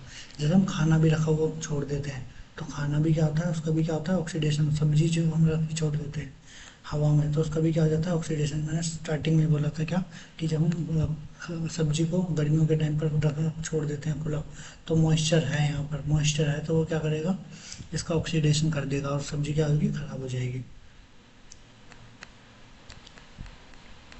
ठीक है। तो हमारा क्या है, it is set to the corrode and it is process of called corrosion. तो क्या है, when a metal attack by the substance around it, substance around it has moisture and acid, and it is said to be the corroid, and this is process is called as corrosion. Common example of the corrosion: rusting of iron, लोहे पर जंग लगना, formation of the reddish brown hydrate, जिसे हम बोलते हैं क्या, hydrate oxide, Fe2O3.H2O। Fe इस फॉर्मूले को याद रखना, पूछता है कि जो हमारा reddish brown hydrate formula oxide बनता है उसका फॉर्मूला क्या है, Fe2O3.H2O on the iron surface, black coating of one silver. चांदी जो होती है, तुमने चांदी की जो चेन होती है अगर हम पहनते हैं तो वो क्या होता है, कुछ दिन में काली पड़ने लगती है। वो क्या होता है, काली क्यों पड़ती है, क्योंकि चांदी ऑक्सीजन के साथ रिएक्शन करेगी और क्या बना लेगी, एजीओ। एजीओ जो होता है वो क्या होता है, ब्लैक कलर का होता है, वही होती है black coating on silver. Third आता है हमारा क्या, silver react with the H2S। हमारे जो एटमॉस्फेयर है उसके अंदर क्या होगी, H2S प्रेजेंट होगी, तो H2S के साथ रिएक्शन करके क्या बना लेगी, सिल्वर सल्फेट बना लेगी। वो भी क्या होगा, एक तरह से क्या हो गया, कोरोजन हो गया, जंग लग गया सिल्वर पर। ग्रीन का coating of on copper, copper जो होता है, कॉपर होता है, कॉपर देखा है, कॉपर, कॉपर की तार, उसको अगर हम हवा में फेंक दें, नहीं हवा में छोड़ दें, तो वो क्या होगा, ग्रीन कलर का बन जाएगा। कॉपर के पाइप आते हैं, देखा हो तो, उन पर क्या होता है, वे ग्रीन कलर के बन जाते हैं, ग्रीन कलर के। तुमने वो देखा हो statue of liberty, statue of liberty जो था, जो बना था, जब बना था वो, तो वो कॉपर का था, मतलब अब भी है तो कॉपर का ही, वो कॉपर का था। तो उसमें क्या हुआ, धीरे धीरे धीरे धीरे धीरे धीरे कोरोजन स्टार्ट हुआ। कॉपर का था, कॉपर ने क्या किया, मॉइस्चर पकड़ी, ऑक्सीजन कार्बन डाइऑक्साइड पकड़ी और कन्वर्ट हो गया किसमें, क्यूप्रिक कार्बोनेट में, क्यूप्रिक कार्बोनेट में। और वही क्या बना हमारा, वही हमारा क्या बना, वैसे तो जो होता है वो होता है CuO, copper oxide. Copper oxide जो होता है वो होता है जो ग्रीन कोटिंग बनाता है। लेकिन ये फॉर्मूला भी याद रखना, कॉपर कार्बोनेट डॉट COH का होल ट्वाइस, ऐसे याद रखिएगा क्या, कॉपर के साथ कार्बन डाइऑक्साइड भी आ गई और कॉपर के साथ वाटर भी आ गया। ठीक है, अब आते हैं अपन क्या, रेनिसिडिटी। रेनिसिडिटी ये क्या हो गया, मेरे क्या हो गया इसमें, अच्छा जूम करने पर ही थोड़ा सा दिक्कत कर रहा है आज। रेनिसिडिटी पर आते हैं, जो कि अपन का क्या है, लास्ट टॉपिक है जो इस चैप्टर का, रेनिसिडिटी। रेनिसिडिटी क्या होती है, when fat oils are oxidise, fat and oils अगर ऑक्सीडाइज हो रहे हैं, they become rancid and smell taste change. Fat और ऑयल अगर उनका ऑक्सीडेशन हो जाए तो उसी को क्या बोलेंगे हम, रेनिसिडिटी बोलेंगे, रेनिसिड बोलेंगे। मेथड ऑफ प्रिवेंट रेनिसिडिटी, उनको रेनिसिड खराब होने से बचाने के लिए हमें क्या करना पड़ेगा, एंटीऑक्सीडेंट यूज़ करने पड़ेंगे। Antioxidant to food containing fat and oils, food packages with unreactive like nitrogen. और ये एंटीऑक्सीडेंट कौन होता है, हमारा नाइट्रोजन होता है।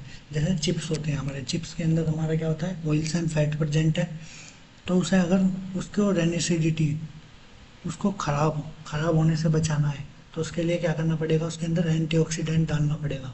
और वो एंटीऑक्सीडेंट कौन होता है, नाइट्रोजन गैस होती है। लाइक चिप्स पैकेट, तो उसके अंदर क्या भरा होता है, गैस भरी होती है, वो गैस कौन सी होती है, nitrogen gas. Keeping food in air tight chamber to slow down oxidation, अगर उसे हम जैसे चिप्स है उनको अगर हम ऐसी जगह ले जाए जहाँ ऑक्सीजन ही नहीं है तो क्या ऑक्सीडेशन होगा, नहीं, तो क्या वो ख़राब होगी, नहीं। रेफ्रिजरेटर होता है, उसमें भी क्या होता है, लो टेम्परेचर होता है, लो टेम्परेचर पर वापस से रिएक्शन कंप्लीट ही नहीं हो पाएगी ये, तो उसका ऑक्सीडेशन हो ही नहीं पाएगा। इस वजह से फ्रिज के अंदर जब हम रखते हैं सब्जी तो वो ख़राब नहीं होती। अब आते हैं master revision of checklist and practice. क्या हमने क्या क्या पढ़ा? ये फॉर्मूले हैं उन सब के जो आज अपन ने पढ़े, कंपाउंड या सब्सटेंस जो हमने आज पढ़े। ऐसे भी तुम्हें कोई समझाता होगा कि ये सब्सटेंस हमने लास्ट में आप समराइज करेंगे कि हमने आज इस समय क्लास में कौन कौन से सब्सटेंस पढ़े, उनके फॉर्मूले क्या है। एमजीओ मैग्नीशियम ऑक्साइड, मतलब मैग्नीशियम रिबन, मैग्नीशियम एमजी होता है, सिल्वर और वाइट कलर का होता है। मैग्नीशियम ऑक्साइड हमारा कैसा कलर का होता है? वाइट पाउडर होता है। Quick lime calcium oxide white colour का होता है। Slack lime calcium hydroxide colourless होता है ये। फेरस सल्फेट हमारा Fe SO4.7H2 ग्रीन कलर का होता है। Ferrous oxide Fe2O3 reddish brown colour का होता है। लेड नाइट्रेट PbNO3 का होल्ट वाइज कैसे कलर का होता है? वाइट पाउडर होता है। नाइट्रोजन डाइऑक्साइड NO2 कैसे कलर की होती है? ब्राउन फ्यूम्स बनती है, याद है टेस्ट ट्यूब वाला वही। कॉपर सल्फेट और हमारा ब्लू कलर का होगा, डीप ब्लू कलर, उसके इसे बोलते हैं ब्लू विट्रियोल। क्या बोलते हैं? Blue vitriol. बेरियम सल्फेट जो होता है BSO4 कैसा होगा? वाइट इंसोल्यूबल प्रेसिपिटेट बनेगा। Lead iodide PbI2 yellow colour का होता है और इंसोल्यूबल प्रेसिपिटेट होता है। ठीक है। अब ये कुछ तुम्हारे इम्पोर्टेंट क्वेश्चन है जो तुम आज मेरी तरफ से होमवर्क है। पहला ये why is the respiration consider as a exothermic reaction, 1 marks में। दूसरा हमारा what happens when silver chloride is expose to the sunlight, write the balance chemical equation. Third है हमारा क्या, 3 नंबर में, a shiny brown coloured element X on heating give air become black in colour, name the element X and black cover colored compound formed, write the equation। ये third question था। और fourth question क्या है? 3 marks में, balance the following equations. In equations को हमें balance करना है। ये बिना आंसर देखे, आंसर इसके जस्ट नीचे ही लिख रखे हैं मैंने, लेकिन आंसर बिना देखे और थोड़ा इलेबोरेटेड वे में कम से कम 4-5 लाइन में लिखना, लिखकर प्रैक्टिस करना इसे, ताकि समझ पाओ कि क्या है क्या नहीं। यहाँ अपन का चैप्टर जो है वो होता है कंप्लीट। मैं एक बार आपको सारी स्लाइड्स दिखा देता हूँ। अगर आपको स्क्रीनशॉट लेना है किसी भी स्लाइड का, यू कैन टेक इट। यहाँ से स्टार्ट होती है पहली स्लाइड।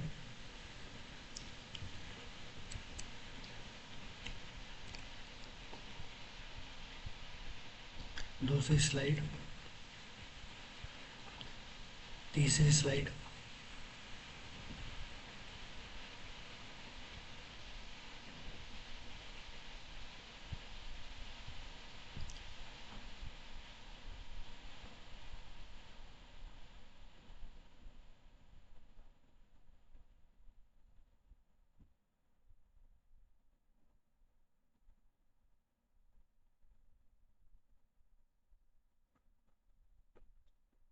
स्क्रीनशॉट आप लेते चलें।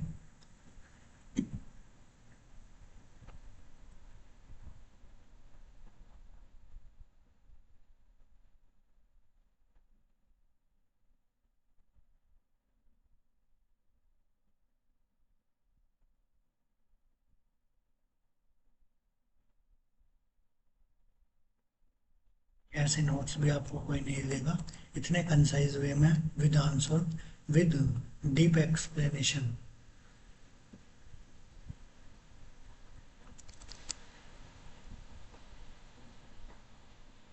आप स्क्रीनशॉट लेते चलना इनके।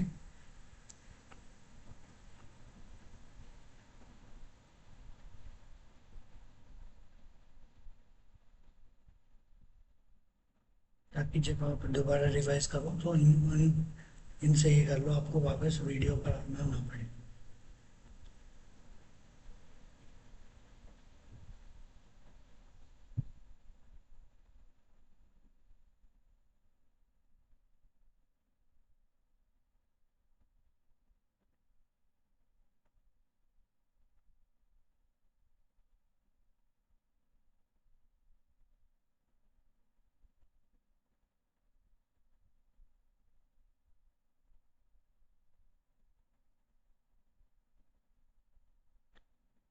यहाँ होता है अपन का एक एंड।